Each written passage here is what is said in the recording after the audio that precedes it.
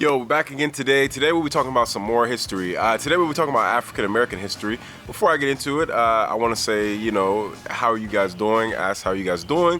Hope you guys are all doing well. Hopefully your week is going good, your weekend's going good, and you have positive vibrations and you know thyself or know yourself or whatever it might be. But yo, today we're going to jump in right into it. Today we're going to talk about some African American history. Yo, I love it. Like I always say, I'm African American, so I love it. African in American, you get it? So today we're going to be talking about the dance, African American dance called swing.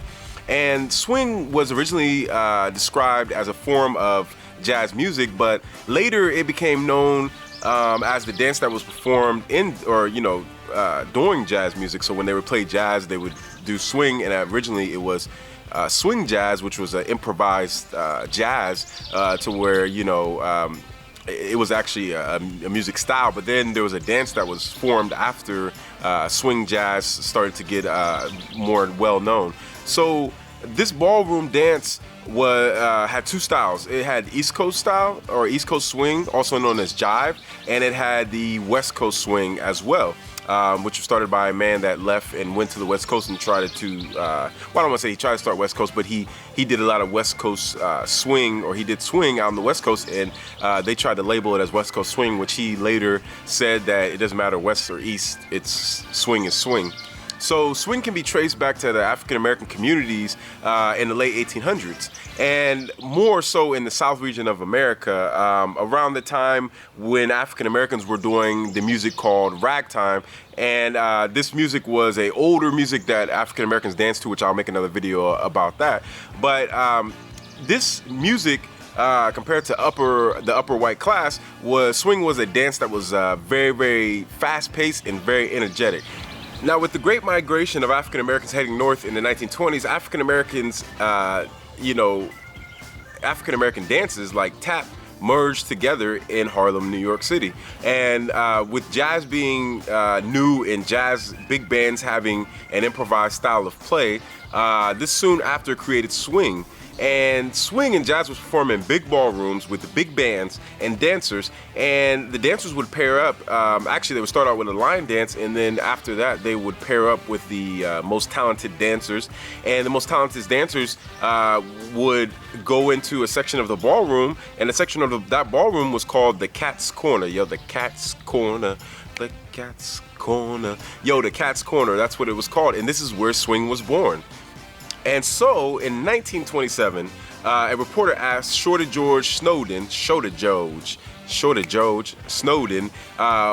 what dance he was doing, and he replied that he was celebrating Lindy's Hop across the Atlantic Ocean. And if you don't know who Lindy's or what the Lindy's Hop was, is he was associating that with Charles Lindbergh, and Charles Lindbergh was a American explorer, and he did a lot of other things, and that's when the reporter asked Shorty George said that they were celebrating the Lindy's Hop, and at this point swing was known also as Lindy Hop, or was first called Lindy Hop, and then swing and Lindy Hop, whichever way you want to go about it. But first, I would say it was Lindy Hop, then it was called swing. And this is how it acquired its name nationally. In 1930, swing, also known as Lindy Hop, as I stated before, could not be defined due to its characteristics of the 8-count swing out.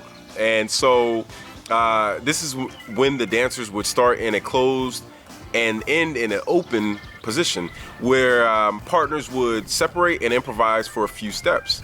So in 1935, a African American known as one of the godfathers of swing, Frankie Manning, created his signature move and introduced it. This move at the time was called, and still called, the air step, in which he would throw a partner into the air. So you'd be juking and jiving, and then you have a partner and you're doing your thing or whatever, and you flip them in the air, and that's what's called the air step. And that was created by Frankie Manning. And this dance spread like wildfire across America and the world at the time. We must note, though, that swing was not always accepted at the time. It was considered a Negro dance. It was a Negro jungle bunny, whatever African slang that some other race would make for us, but it was called a Negro dance or a jungle bunny dance, and it was not accepted by most white people. This dance, though, was looked at as being negative, as an African-derived dance by whites, and instructors refused to teach it because they thought it was indecent. African-American dancers were referred to as jitterbugs, which is a very derogative term at the time. And, this sort of kind of described a person with shakes. So they were basically saying, like, you had something wrong with you, or, you had like some kind of mental problem because you would shake too much or whatever that they would think that we were doing. Other than being creative, we would just have flavor, and we got soul and spark, and the list goes on and on of things and how we do things, but we do it our way.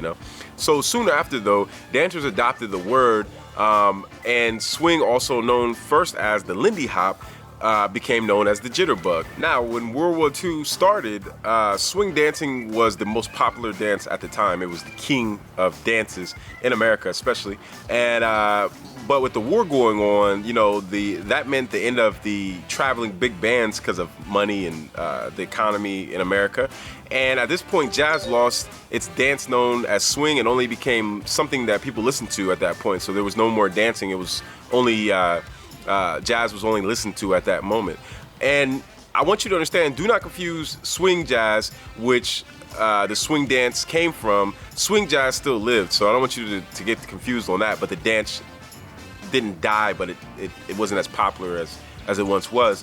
But there were times in the future that the young generation brought back swing into the main media, such as in the 1950s as well as in the 1980s.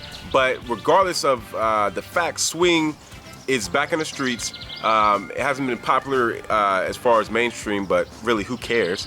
But like I said, it's back in the street, and most times integrated in different African American modern styles of dance, such as hip hop dance as well. And we have to understand that without all these different platforms of dances in our history, as far as African Americans or people of African descent, there would never be what is today. So we always have to look back and give thanks for the people that created certain things.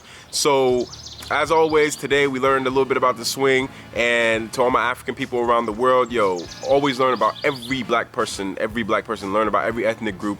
I don't care if you think, I'm in Great Britain and I should only learn about the British people, the African British, or just British people. Or, I'm in, what's a good one?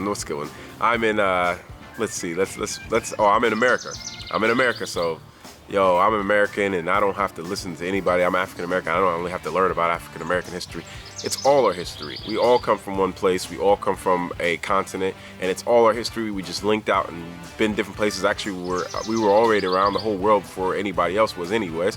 So always remember that. And the last thing I'll leave you with, to all my African people, which I love so much and so dearly, it don't mean a thing if you ain't got that swing. Hey, doo-wop, doo-wop, doo-wop, doo-wop, doo-wop.